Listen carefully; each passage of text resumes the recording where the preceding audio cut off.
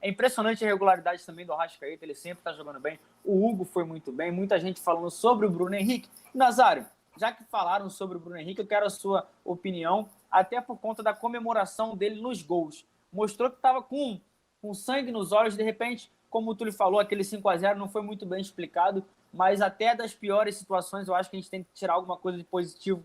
Você acha que aquele 5-0 ficou entalado e todo mundo quis devolver e mostrar que não era? De repente, o 5-0 pode ter virado a chave de um momento diferente do Flamengo. Perdeu na hora que podia perder, hoje devolveu a goleada e está classificado para as oitavas. Eu falei isso no dia que a gente perdeu. Perdeu quando podia perder. E o Bruno Henrique, ele tinha 9 jogos que ele não fazia gol. O último gol que ele fez foi contra o Volta Redonda, e isso fica engasgado, porque o cara é considerado o rei das Américas. O cara é o jogador que chega e decide. E incomoda muito quando você começa a jogar e não faz gol.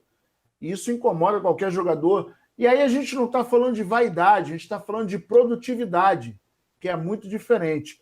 E a equipe do Flamengo é muito participativa.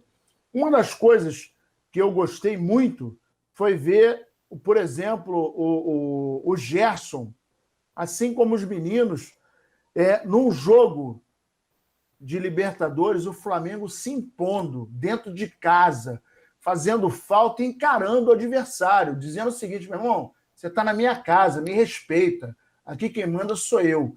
Isso faltava ao Flamengo alguns anos atrás, num passado não muito distante, que eu fui um dos caras que reclamaram muito disso. Então o Flamengo está jogando com propriedade, o Flamengo está jogando feijão com arroz e o Flamengo está jogando com autoridade, é o que é o mais importante. Nós estamos dentro da nossa casa. Chegou lá, perdeu, beleza. Mas aqui dentro quem manda somos nós. É Libertadores, o Flamengo é grande, jogou como um campeão. E vou falar para vocês, hein? Eu estou sentindo um cheirinho de caneco agora, gostosinho. É isso, né, Mário? Como você pode falar também, o Nazário falou que está sentindo cheiro de caneco. Eu destaquei no último fim de semana, depois do jogo contra o Palmeiras, até na resenha com o Túlio, a gente falando que, além dessa goleada, obviamente, eu acho que o jogo contra o Palmeiras e o de hoje podem ficar muito marcados por conta da presença dos garotos. A gente debateu aqui também no papo de intervalo mais rapidamente, agora você pode falar até com mais calma. Como assim? Você vê, por exemplo, o Everton Ribeiro em casa, você vê ele vendo a entrega dos garotos. Ou seja, o que os garotos fizeram não é só entrou e preencher um buraco. Eles fizeram muito mais, eles entregaram muito. Foi como a gente destacou, eles não entraram em qualquer joguinho para conseguir. Eles entraram num jogo de fase de grupos da Libertadores e eles classificaram o Flamengo. É muito mérito da base, você destacou o trabalho que vem sendo feito há bastante tempo. Tem o Noval, tem o Freeland lá, o Cadu, que o trabalho é muito sério feito. A gente, no Coluna, já trouxe muitas coisas aqui. E, assim, qual a importância do posicionamento, da postura desses garotos, até mesmo para outros medalhões do elenco, digamos assim? Porque, olha, o Isla entrou com a pressão do que o Mateuzinho estava muito bem na partida. Vamos dizer assim, o Guilherme Bala conseguiu, o Diego, todo mundo muito bem. No fim de semana a gente viu o Ramon. Como é que é o Felipe Luiz, de repente, vendo o Ramon destruir a partida? Queria que você analisasse um pouco esse cenário aí. É complicado, porque o cara que já é tipo medalhão, né, aquele que foi comprado a peso de ouro, ver o garoto da base que ainda não está nem perto, né, desse sucesso, né, dessa explosão, e ver o cara suando a camisa. É como diz meu amigo Kika, jogando pelo prato de comida. Né? Então essa é a minha oportunidade, eu vou fazer de tudo, vou jogar tudo que eu posso e vou jogar até sair sangue. E foi isso que os meninos fizeram. Então não tem como o time dito titular entrar agora e fazer corpo mole, né? Tem agora, como é que o Léo Pereira entra perdendo todas as bolas e todas as divididas agora, né? Como é que entra o seu Arão passeando em campo depois da partida do Thiago Maia, que vem se desdobrando junto com o Gerson, né? Então, assim, tem alguns caras aí, né? Como é que o Gabigol vai ficar fazendo firulinha aí depois do que vem jogando Pedro, né? Hoje o Gabigol, não, lógico, saiu lesionado, mas vinha aí numa sequência de perder muitos gols, né? E aí chega o Pedro, tá na cara do gol, marca, né? Então, Bruno Henrique voltando, né? Então, é de se pensar que, cara, se eu vacilar...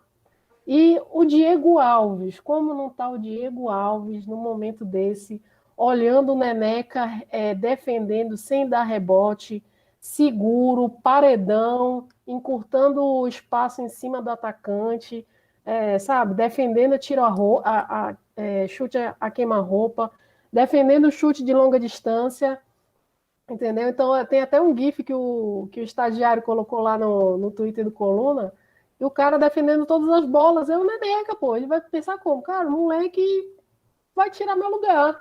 Eu vou renovar para hoje. Então vai tratar de ficar bom logo do ombro para poder voltar. Então, assim, coloca uma pressão neles, sim. Coloca uma pressão. É de ver que os caras estão fazendo além daquilo que eles podem fazer até. Né? Se você pensar que são garotos, a média aí de 19, 18 anos, né, estão encarando uma partida com seriedade, né, coisa que muitas vezes fica ali naquela moleza, né?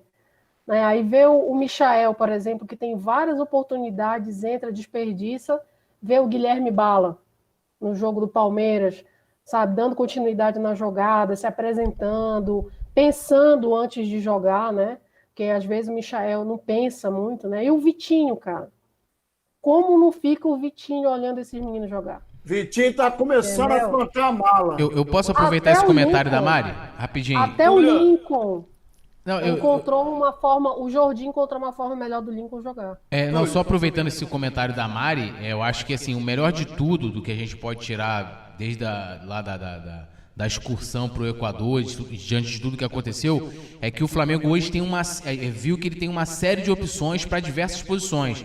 Pro gol, pra zaga, como a Mari destacou, vários jogadores hoje, de fato, tem sombra, né? E a gente tem garotos que falam assim, não, pô, vamos colocar o Guilherme Bala. Não, mano, você pode botar o Guilherme Bala que ele dá conta, né? Você pode botar o Noga que ele vai dar conta, né? Você pode botar o Neneca que ele vai dar conta. Descobrimos que nós temos elenco. E um puto elenco, né? Porque a gente tem uma série de opções.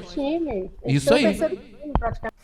Então é isso. Então, o Nazário, a gente estava falando também do Gabigol, daqui a pouco a gente fala um pouco mais, o Flamengo vai atualizar, ele deve fazer exames amanhã no tornozelo direito, a Alzira falando aqui com ele, tínhamos feito 5 ou 6, mas um destaque também é do segundo gol, onde ele tinha a oportunidade de bater, ele viu o Pedro tá voando, eles disputam vaga em alguns momentos da temporada, quando o Flamengo está 100%, ou é um ou é outro, mas ele tocou. Como é que você viu esse retorno? Ele ficou 2 jogos fora e é muito importante para o Flamengo também, Nazário. Eu vejo que com esse retorno dele, principalmente nesse lance, mostra que o Flamengo ele não tem, e isso aconteceu ano passado, eu chamei a atenção disso, não tem guerra de vaidade. Qualquer outro centroavante no lugar do Gabigol, naquele momento, poderia tentar o gol, para não dar moral para o Pedro, né? Resumindo, falando na gíria de jogador, para não dar moral para o Pedro. E a gente não vê, inclusive no momento da comemoração, o Gabigol imitou o Pedro, aquela saudação que ele faz de reverenciar a torcida. Então, isso é um outro ponto muito positivo do elenco do Flamengo. Não existe guerra de vaidade. Quando a imprensa tenta plantar algumas notícias que não são verdadeiras, a gente nota na atitude dos jogadores. Primeiro, o Gabigol servindo ao Pedro, e aí foi mais uma assistência dele. Ele, quando não faz gol, ele acaba dando assistência, é uma peça importantíssima. Então, não tem guerra de vaidade. E no mundo do futebol, isso é absolutamente corriqueiro. 2 pessoas disputando, às vezes, uma posição dentro de campo, começa aquela guerrinha de vaidade, às vezes um não passa a bola para o outro. Quantos e quantos jogadores jogam no mesmo time, mas não se falam? Tem inúmeros casos famosos, mas a gente vê que o Flamengo está um time muito compactado, está um time muito unido, está um time que, quando você vê um meio-campo experiente, junto com uma defesa e um ataque mesclado, e todo mundo fechado, por exemplo, no gol de domingo, o Pedro fez o gol e chamou a molecada estava meio tímida comemorando no canto ali do O campo. vídeo da Flá TV mostra bem, eles não sabiam se podia ou se não ia, quando chama, vai todo mundo. Exatamente. Eles ficaram meio assim, pô, pulando, e o Pedro correndo e falando, vem para cá, vem para cá. Então isso mostra o ambiente real do Flamengo. E não é uma demonstração para as câmeras. Essa é a realidade, é o que acontece dentro de campo. Então, um time que tem... Contagia, né, Nazário? Exatamente. Contagia.